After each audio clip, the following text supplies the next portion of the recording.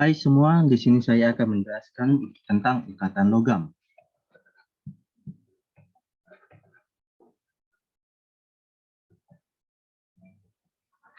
Ikatan logam terbentuk antara atom logam dengan atom logam lain dalam suatu unsur logam.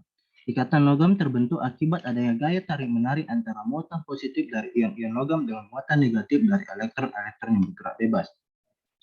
Contohnya yaitu unsur Al. Dalam unsur Al tersebut terdapat atom-atom Al. Atom-atom tersebut mempunyai konfigurasi 283. Selanjutnya, atom-atom tersebut akan melepaskan 3 elektron valensi sehingga membentuk kation Al3+. Jika kita gambarkan akan sebagai berikut.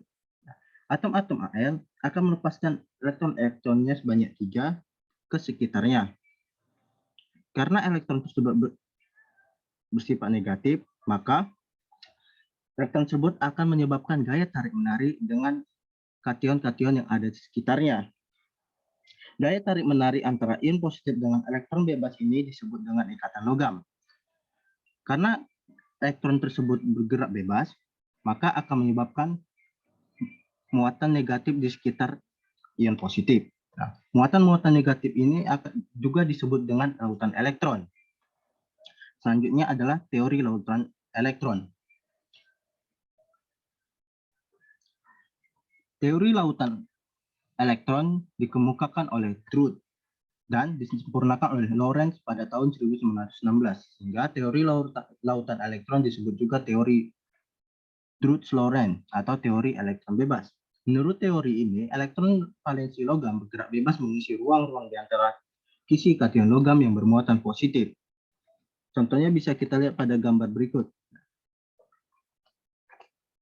Pada gambar dapat kita lihat bahwa kation-kation logam dikelilingi oleh elektron-elektron yang bergerak bebas. Nah, elektron-elektron tersebut akan membentuk lautan elektron.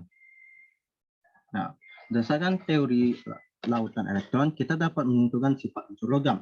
Yang pertama, yaitu konduktor panas dan listrik.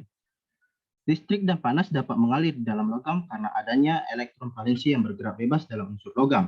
Jika listrik dialirkan melalui logam, maka elektron valensi yang bergerak bebas akan membawa arus listrik ke seluruh logam dan bergerak ke potensial yang lebih rendah, sehingga terjadilah aliran listrik di dalam logam. Begitu juga dengan panas. Ketika panas dialirkan dengan logam, maka elektron yang bergerak bebas ini akan membawa panas tersebut ke seluruh bagian logam, sehingga seluruh bagian logam akan terasa panas. Yang kedua yaitu lentur atau mudah ditempa. Ketika logam ditempa, ternyata yang berpindah hanya kation-kationnya saja. Kemudian, elektron valensi tetap bergerak bebas di sekitar kation-kation. Peristiwa ini yang menyebabkan logam lentur dan tidak mudah panas. Yang ketiga yaitu titik leleh yang tinggi. Tadi sudah dijelaskan bahwa logam memiliki sifat yang lentur dan tidak mudah putus atau patah, sehingga titik lelehnya menjadi tinggi.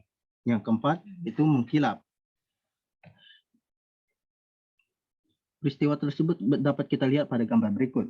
Jika cahaya mengenai permukaan logam, bagian elektron valensi akan tereksitasi ke kulit yang lebih tinggi.